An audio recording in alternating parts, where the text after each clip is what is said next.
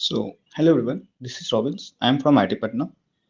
तो इस सेशन में हम वो सारे पीवाईक्यू डिस्कस करेंगे जो बार बार पूछे गए हैं। तो आज का हमारा सेशन है मॉडर्न फिजिक्स पे। तो हम बिना टाइम वेस्ट किए आगे बढ़ते हैं। अच्छा, हमारा फर्स्ट क्वेश्चन है the energy levels of an atom which shown in figure. ये एनर्जी लेवल 1, 2, 3 एंड 4 गिवन है और ये ट्रांजिशन दिया हुआ है हमारे पास। ए 1 से 2, बी 1 से 3 एंड सी 2 से 3 एंड डी 1 से 4। ये ट्रांजिशन गिवन है। क्वेश्चन हमारे पास है which one of this transition will result in the emission of photon of wavelength 124.1 nanometer given Planck constant है 6.62 into 10 to the power minus 34 joule second. तो option तो हमारे पास गिवन है। ऑप्शन ए में बी वाला, option B A, option C C and option D D. कौन सा ट्रांजिशन यहाँ पे जो एनर्जी चेंज होगा वो कॉरस्पॉन्डिंग टू वेवलेंथ जो है 124.1 नैनोमीटर होगा। तो फर्स्ट ऑफ ऑल ये पीवाईक्यू हमारे पास, ये पीवाईक्यू हमारे पास जेई मेन तो हमारे पास 2023 का है। ओके, और यहाँ से हम पहले जो देखेंगे जो एनर्जी चेंज होती है, जो एनर्जी चेंज होती है वो वेवलेंथ से कैसे रिलेट करती है। एच सी अपन लेमडा, एच सी अपन लेमडा, ये एनर्जी चेंज इस तरह से वेवलेंथ से रिलेट करती है। लेकिन हम यहाँ से एच की वैल्यू पुट कर देने जा रहे हैं, लाइक टी की वैल्यू, डी लेमडा की वैल्यू। थोड़ा सा ट्रिक हम देखेंगे। जो एनर्जी चेंज होती है, अगर तुम्हारे पास लेमडा अगर नैनोमीटर में गिवन है, लेमडा इन नैनोमीटर अगर ये गिवन है हमारे पास, इसका डायरेक्ट सा एक रिजल्ट होता है, एक डायरेक्ट रिजल्ट है 1240 divided by lambda in nanometer. ये तुम्हारे पास आंसर इलेक्ट्रॉन वोल्ट में आती है। ये क्या ट्रिक है, एक शॉर्टकट है। लाइक यहाँ पे एच की वैल्यू, प्लैंक कांस्टेंट, सी की वैल्यू, फिर लेमडा की वैल्यू हम निकालने जा रहे हैं क्योंकि इससे थोड़ा सा कॉम्प्लेक्सिटी आती है। बस एग्जाम में सॉल्व करने की शॉर्ट ट्रिक है। अगर लेमडा नैनोमीटर में गिवन है तो 1240 डिवाइडेड बाई लेमडा नैनोमीटर, ये क्या होता है हमारे पास इलेक्ट्रॉन वोल्ट में होती है energy change. 1240 divided by lambda in nanometer, ये हमारे इलेक्ट्रॉन वोल्ट में होती है।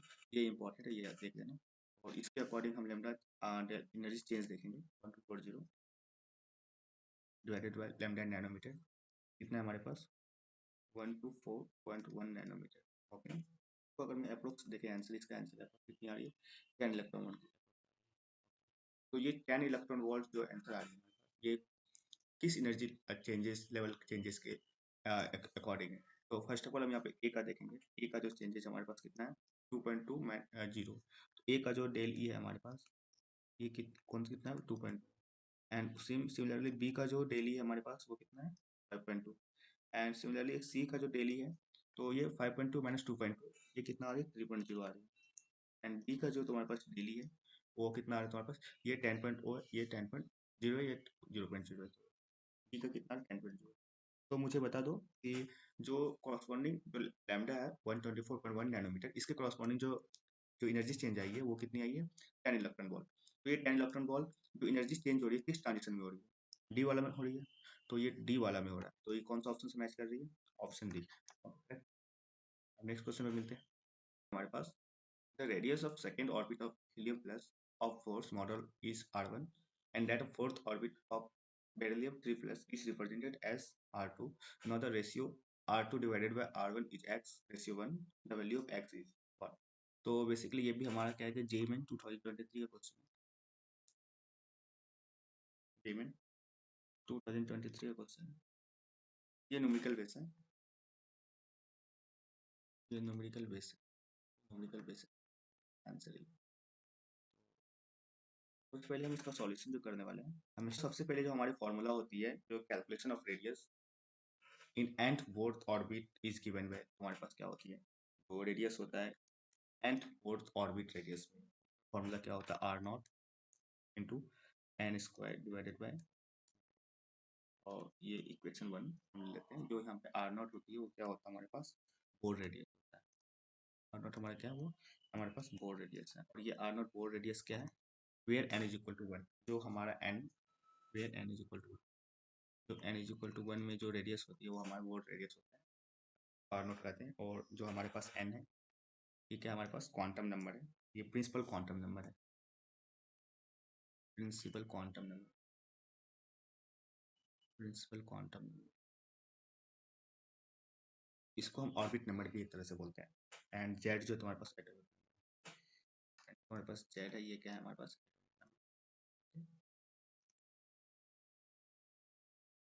और इस फॉर्मूला के अकॉर्डिंग हम देखेंगे जो हमारे पास फोर हीलियम है, इस फॉर्मूला के according four helium plus ion के लिए हमारे पास जो आर की वैल्यू होगी क्या होगा, आर नॉट।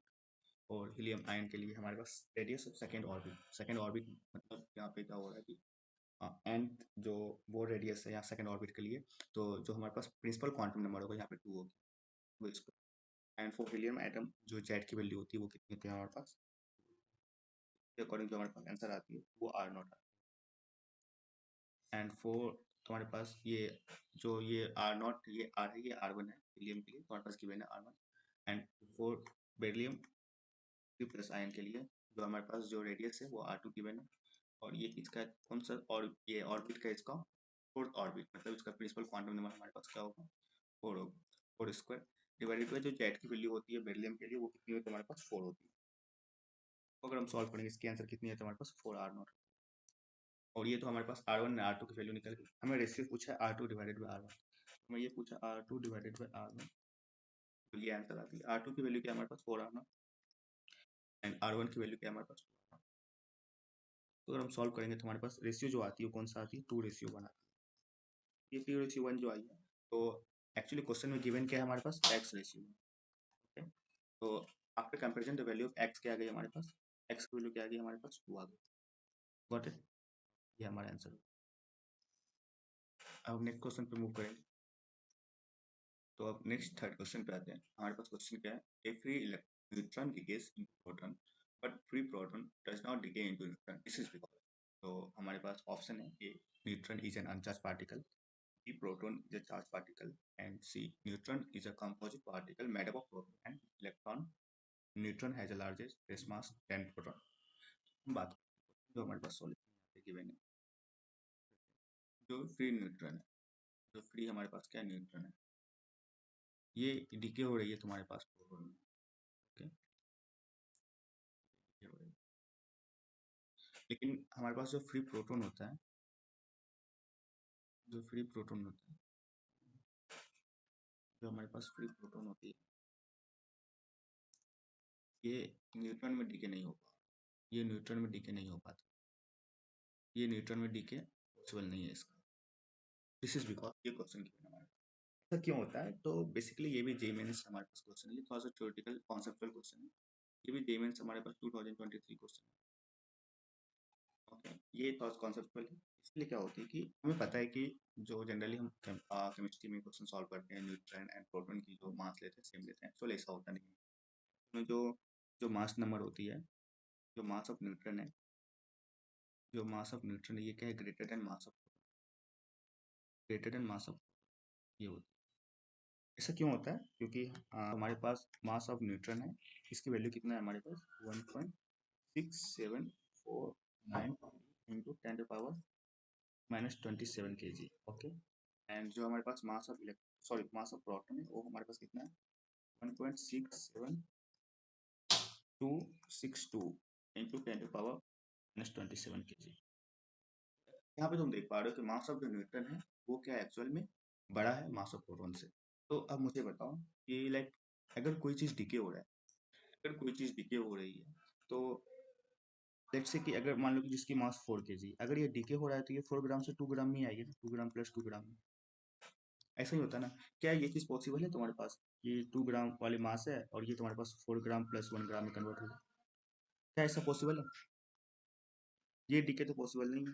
पॉसिबल तो इस तरह डिके है ना, तो जिसका मास ज़्यादा होता है वो डिके होती है कम मास वाले पार्टिकल, तो इसीलिए ये पॉसिबल नहीं है कि प्रोटॉन हमारे पास डिके होकर न्यूट्रॉन में चले जाए, बस रिवर्स न्यूट्रॉन डिके होकर प्रोटॉन में आ जाए, क्योंकि इसका रेस्ट मास जो न्यूट्रॉन का वो ज़्यादा है प्रोटॉन का रेस्ट मास से।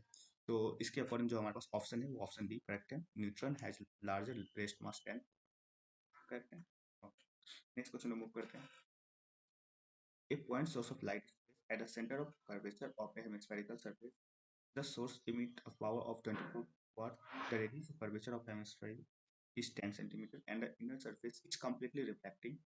The force on the hemisphere due to light falling on it is compass given है s into 10 power -8 न्यूटन, इसके टर्म्स में निकालेंगे। ये भी हमारे पास न्यूमेरिकल बेस्ड क्वेश्चन, ये भी हमारे पास जेईई में से क्वेश्चन है, न्यूमेरिकल बेस्ड आंसर है, ये न्यूमेरिकल बेस्ड है, ये भी हमारा जेईई में से क्वेश्चन है।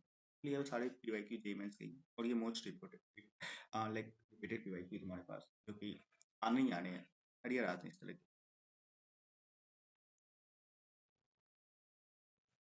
सॉल्यूशन हम देखेंगे। पहली बार जो रिफ्लेक्टिंग सरफेस जो होती है तुम्हारे पास, रिफ्लेक्टिंग सरफेस, अगर कोई रेडिएशन आ रही है, कोई रेडिएशन आ रही है इस तरह से, और ये तुम्हारे पास सरफेस है, रिफ्लेक्टिंग सरफेस है, और यहाँ से क्या हो रही है कि लाइट फिर से रिफ्लेक्ट हो रही है।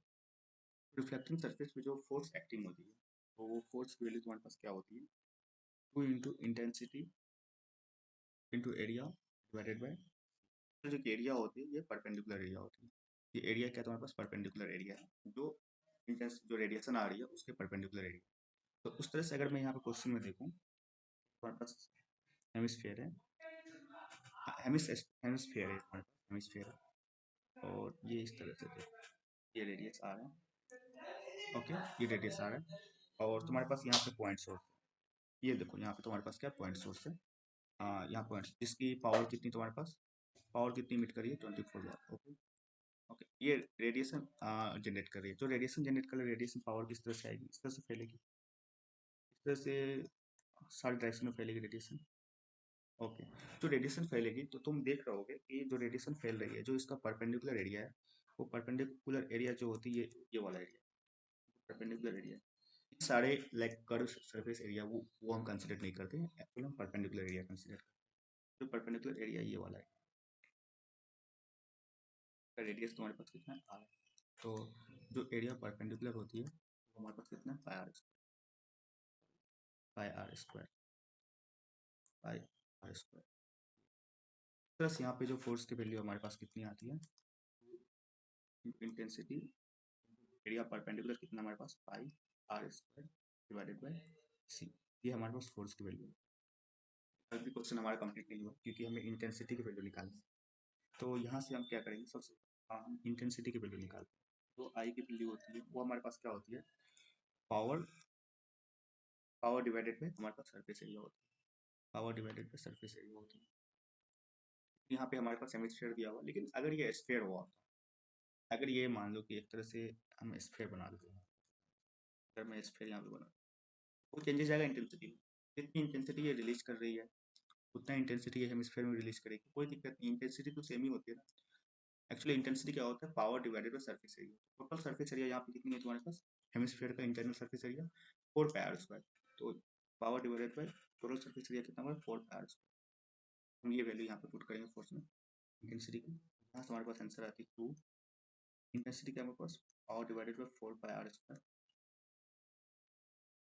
इंटू तुम्हारे पास क्या है, pi R square divided by C, और यहाँ से अगर हम कट करें तो पाई आर स्क्वायर कट गई, और ये 2 कट गया, यहाँ से आंसर हमारे पास क्या आती है, पी डिवाइडेड बाई 2 सी, ये हमारे पास किसकी वैल्यू आती है, बेसिकली ये जो हमारे पास आंसर है फोर्स की वैल्यू, यहाँ से हम सारे वैल्यू पुट कर देते हैं। पावर की वैल्यू हमारे पास कितनी, 24 वाट डिवाइडेड बाई 2, सी की हमारे पास वैल्यू क्या है, 3 इंटू 10⁸, और 10⁸ ऊपर चले जाएगा, क्या होगा हमारे पास 10⁻⁻8, ये न्यूटन होगी। इसको अगर हम सॉल्व करेंगे तो हमारे पास कितनी थी, 4 इंटू 10⁻8 न्यूटन, और के अकॉर्डिंग जो हमारे पास आंसर आती है, जो टेस्ट में हमारे कॉलम में जो फिल होगी, यहाँ पे 4 मूव करते हैं। तो हमारा नेक्स्ट क्वेश्चन है, a small object at rest absorbs the light pulse power 20 milliwatt and duration 300 nanosecond. Assume speed of light 3 into 10⁸ meter per second. The momentum of the object becomes equal to, हमारे पास option की value, option A 0.5 into 10⁻⁻17 kg meter per second, 2 into 10⁻⁻17 kg meter per second, and 3 into 10⁻⁻17 kg meter per second, 1 into 10⁻⁻17 kg meter per second. तो first of all हम start करेंगे, momentum of an object become equal to, तो momentum हमारे पास solution, तो हमारे पास momentum P होती है, जो हम मॉडर्न फिजिक्स में जो मोमेंटम लिखते हैं वो हम कैसे लिखते हैं, जो पार्टिकल की मोमेंटम होती है, स्मॉल पार्टिकल की momentum, energy upon speed of light लिखते हैं। क्या होता है हमारे पास, एनर्जी अपॉन स्पीड ऑफ, हमारे पास लाइट क्या है, स्पीड ऑफ लाइट क्या है हमारे पास, सी, ये होती है, ये मोमेंटम की वैल्यू। और हमने अच्छे से पढ़ रखा है जो एनर्जी होती है वो हमारे पास क्या होती है, पावर इनटू टाइम होती है। एनर्जी हमारे पास क्या है, power into time, okay, and divided by C, जो हमारे पास सारा चीज़ गिवन है हमारे पास। मोमेंटम हमारे पास आंसर आ जाएगी, पावर भी गिवन है, टाइम भी गिवन है, एंड स्पीड ऑफ लाइट। जो हमारे पास पावर है वो हमारे पास कितनी है, 20 मिलीवाट। 20 मिलीवाट को वाट में चेंज करेंगे, 20 × 10⁻³ होगा। टाइम हमारे पास कितनी है, 200 नैनो सेकेंड। 200 नैनो सेकेंड को हम सेकेंड में कन्वर्ट करेंगे। एक्चुअली 200 नहीं है, ये 300 है। 300 नैनो सेकेंड को हम चेंज करेंगे second, 10⁻⁹ divided by speed of light. जो हमारे पास स्पीड ऑफ लाइट है वो हमारे पास 3 × 10⁸ मीटर पर सेकेंड।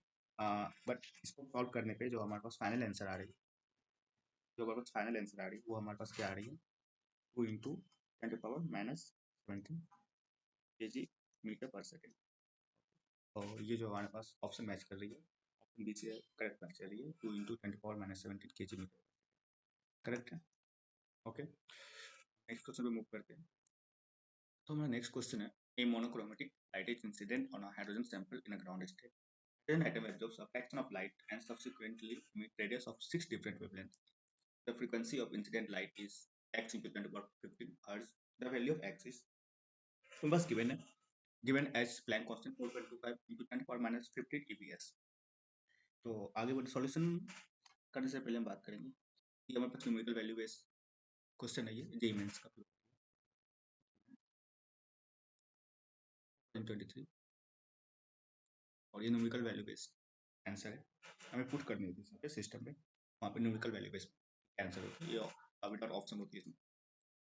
सॉल्यूशन करने से पहले एक मोनोक्रोमेटिक लाइट है जो एक हाइड्रोजन सैंपल ग्राउंड स्टेट में इस पे इमिट होती है, और जो ग्राउंड स्टेट इलेक्ट्रॉन है वो एक्साइट होकर लाइक एनर्जी जो होती है orbit number n = 1, n = 2 and up to so on n = n तक जाती है।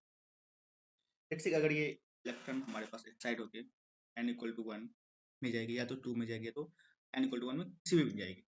तो जो हमारे पास n = 2 या 3, 4, 5 इस तरह से जाती है, तो वहां से जो एक्साइट होकर जाती है, फिर उसके बाद वो क्या करती है, फिर हर ऑब्जेक्ट का टेंडेंसी होती है एक्साइट में अगर जाती है, तो अगर उसको छोड़ स्टेबल होने का सबका टेंडेंसी होता है, वो स्टेबल होने के लिए ग्राउंड स्टेट में आना चाहती है। तो उससे क्या होता है, वो रेडिएशन कुछ इमिट करती है। जो रेडिएशन इमिट करती है वहाँ पे डिफरेंट तरह का वेवलेंथ आती है, तो टोटल वेवलेंथ आती है। लाइक अगर n = 2 से हमारे पास ग्राउंड स्टेट में आती है, टोटल वेवलेंथ क्या होगा, हम उस तरह से बात करेंगे। लेट्स एग्जांपल n = 1 हो गई हमारे पास, ये हमारे पास n = 2 हो गई, ये हमारे पास n = 3 हो गई। जो n = 3 से हमारे पास जो रेडिएशन आएगी, जो हमारे पास ग्राउंड स्टेट में आने के लिए, टोटल हमारे पास जो इस तरह से होता है रेडिएशन, जो वेवलेंथ वाला जो रेडिएशन है कितना इमिट हुआ हमारे पास, वो देखना है। तो उसके लिए जो फॉर्मूला होती है हमारे पास क्या होती है, n × n-1 divided by 2। Let's say अगर वो 3 से 1 पे आ रही है, 3 से लाइक ग्राउंड स्टेट में आ रही है, तो सिंपली हम यहाँ पे कौन सा फॉर्मूला यूज करेंगे, 3 n-1 3 × 2 डिवाइडेड बाय 2। हम यहाँ से क्या देखेंगे, टोटल जो डिफरेंट तरीके से वेवलेंथ आती है वो 3 आती है। वो कैसे आती है हम यहाँ से देखेंगे। तो फर्स्ट ऑफ ऑल यहाँ से n से 1 पे आएगी, चलो ठीक है, फिर n = 3 से 2 पे आएगी, फिर n = 2 से हमारे पास 1 पे आएगी। टोटल इतने तरीके से हमारे पास ये ट्रांजिशन हो सकती है।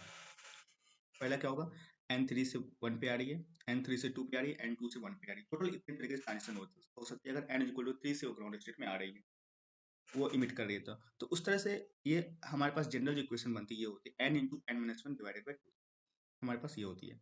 तो यहाँ से हम एक जस्ट एग्जांपल यहाँ पे समझाने के लिए तुम्हें ये चीज़ बताएं कि इस तरह से होता है, वेवलेंथ आती है।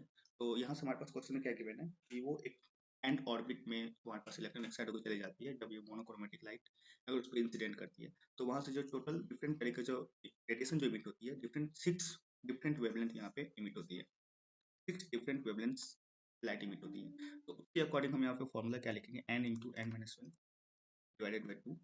तो हमारे पास टोटल डिफरेंट कितने तरीके से वेवलेंथ इमिट होती है, 6 होती है, ये हमें पता चल गई।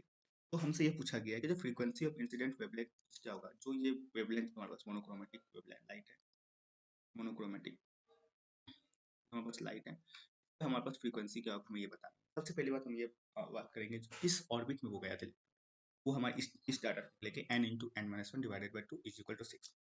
यहाँ से हम इसको फाइंड करते हैं, n² - n = 12 हो जाएगी। यहाँ से हमारे पास क्या होगा, n² माइनस एन माइनस 12, ये हो जाएगी इज इक्वल टू 0।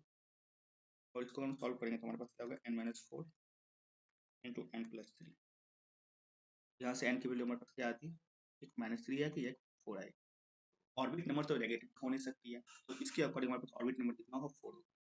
मतलब जो इलेक्ट्रॉन जो गया होगा जब n जो मोनोक्रोमेटिक लाइट है वो जो इंसिडेंट हुआ ग्राउंड स्टेट हाइड्रोजन आइटम में, जो इलेक्ट्रॉन एक्साइड होकर गया वो एक्साइड होकर कौन सा ऑर्बिट में गया, n इज इक्वल टू 4 में गया, एक्साइड होकर n इज इक्वल टू 4 में गया था। और वो कौन से ऑर्बिट से गया होगा, ग्राउंड स्टेट में कितना था, n इज इक्वल टू 1 था।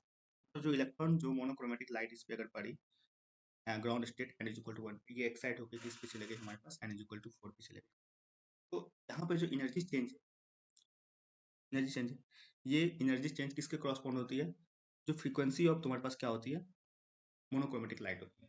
और ये जो फ्रीक्वेंसी जो मोनोक्रोमेटिक लाइट होती है, इसको हम किस तरह से देखते हैं यहाँ पे, हाँ यहाँ पे मैं कलर सा चेंज कर लेता हूँ, यहाँ से देखते हैं जो एच न्यू होती है, Planck constant into nu is equal, तुम्हारे पास क्या होता है, डेल ई होती है। ये तुम्हारे पास क्या होता है, डेल ई। हम नेक्स्ट स्लाइड में हम देखेंगे कि इसको हम कैसे करते हैं, इसमें थोड़ा सा ज़्यादा डिटेल आ गई। यहाँ पे हम नेक्स्ट स्लाइड में आ गए। तो जो हमारे पास एनर्जी चेंज थी वो क्या था, हमारे पास डेली था, और ये किससे कॉरस्पॉन्डिंग होती है, एच न्यू को corresponding। और हमसे ये पूछा गया कि जो न्यू है, जो फ्रीक्वेंसी ऑफ मोनोक्रोमेटिक वेवलेंथ, जो मोनोक्रोमेटिक वेवलेंथ लाइट है उसकी फ्रीक्वेंसी क्या होगी। तो फ्रीक्वेंसी का फॉर्मूला यहाँ से हमारा क्या होगा, del E divided by H. H का वैल्यू हमारे पास गिवन, अकॉर्डिंग टू क्वेश्चन हमारे पास एच की वैल्यू गिवन है। तो एच की वैल्यू क्वेश्चन के अकॉर्डिंग क्या गिवन है, 4.25 इंटू 10 माइनस 15 इलेक्ट्रॉन। फिर हमें किसकी वैल्यू फाइंड करनी है, हमें डेली की वैल्यू फाइंड करनी है। तो डेली का क्या होगा, तो इलेक्ट्रॉन जो एक्साइड हुआ था वो हमारे पास n इज इक्वल टू 1 से किस में गई थी, n इज इक्वल टू 2 में गई थी, sorry n is equal to 1 से हमारे पास किस में गया था, n इज इक्वल टू 4 में गया। ओके, ये कॉरस्पॉन्डिंग जो हमारे पास एनर्जी चेंज होती है, वो एनर्जी चेंज की वैल्यू हमारे पास क्या होती है, हमने ऑलरेडी पढ़ रखा है, 13.6 इंटू 1/n1 स्क्वायर माइनस 1/, और यहाँ से हमारे पास क्या होगा 13.6, n1 की वैल्यू हमारे पास क्या है, हमारे पास n1 की वैल्यू क्या है, हमारे पास 1 है, माइनस n2 की वैल्यू हमारे पास क्या,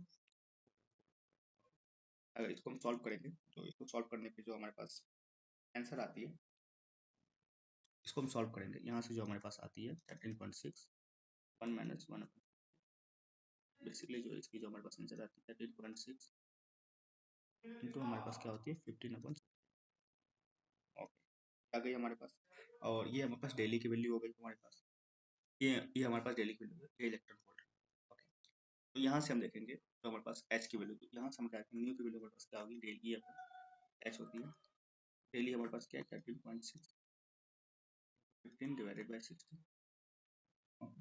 एच की वैल्यू हमारे पास क्या है, इलेक्ट्रॉन वोल्ट में, तो एच की वैल्यू हमारे पास क्या है, इलेक्ट्रॉन वोल्ट में, इलेक्ट्रॉन वोल्ट में कितनी हमारे पास 4.25 इंटू 10 to the power -15।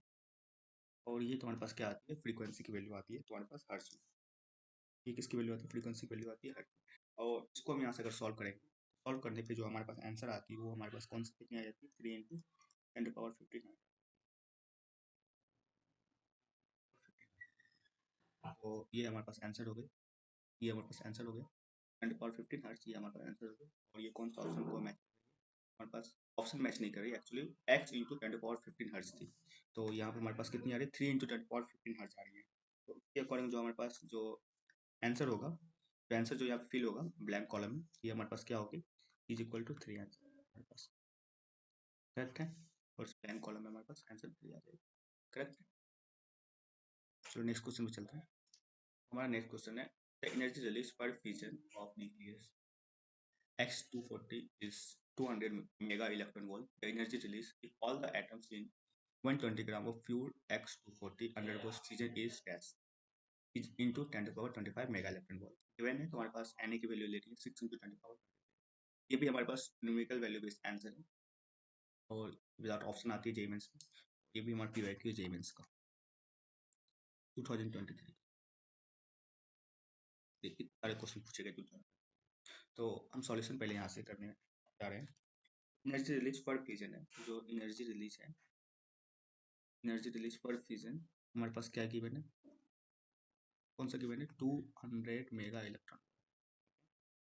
हमारे पास अब क्या पूछा गया, energy release all the atoms in 120 gram of pure 240 x under. तो तुम्हारे पास 120 ग्राम है गिवन सैंपल। ये टोटल नंबर ऑफ ये एटम्स कितना हो जाएगा? टोटल नंबर ऑफ एटम्स 140 ग्राम में कितनी हो जाएगी? Total number of atoms, total number of atoms in 120 ग्राम क्या हो जाएगा तुम्हारे पास? 120 ग्राम। तो यहाँ से हम क्या लिखेंगे? 120 divided by total atomic weight कितना है तुम्हारे पास? 240। तो टोटल नंबर ऑफ 240 एक्चुअली ये क्या हो गया? मोल हो गया। एक्चुअली ये जो तुम्हारे पास क्या है 120 डिवाइडेड 240 ये एटॉमिक वेट है, ये एक्चुअली तुम्हारे पास क्या हो गया? मोल हो गया। मोल हो गया। मोल इनटू हम टोटल नंबर ऑफ हम ये बात करेंगे वो एक मोल में कितनी एटम्स होती है? एक मोल से कितनी एटम होती है? 6 इंटू 10⁻23।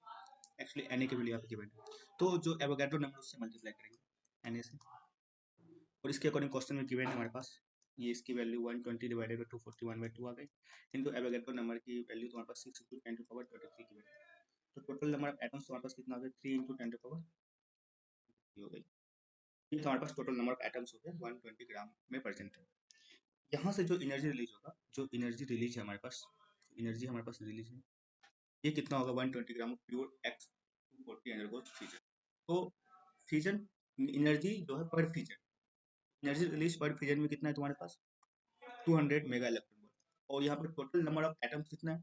एक एटम के लिए कितना है तुम्हारे पास? 200 मेगा इलेक्ट्रॉन वोल्ट। एक एटम में हमारे पास कितना है? 200 मेगा इलेक्ट्रॉन वोल्ट। तो टोटल नंबर ऑफ एटम्स यहाँ पे कितना है हमारे पास? 3 इंटू 10⁻23। तो 3 इंटू 10⁻23 ये हमारे पास क्या हो गया? टोटल तुम्हारे पास जो है एनर्जी रिलीज हो गया, ये हो गई। और यहाँ से हमारे पास आंसर क्या आती है? 6 इंटू 10⁻25 मेगा इलेक्ट्रॉन वोल्ट। और इसके अकॉर्डिंग अगर हम कंपैरिजन करें इस ब्लैंक्स में, इस ब्लैंक में कौन सा आंसर आएगा? 6 आएगा। तो ये हमारा आंसर क्लियर है? ओके।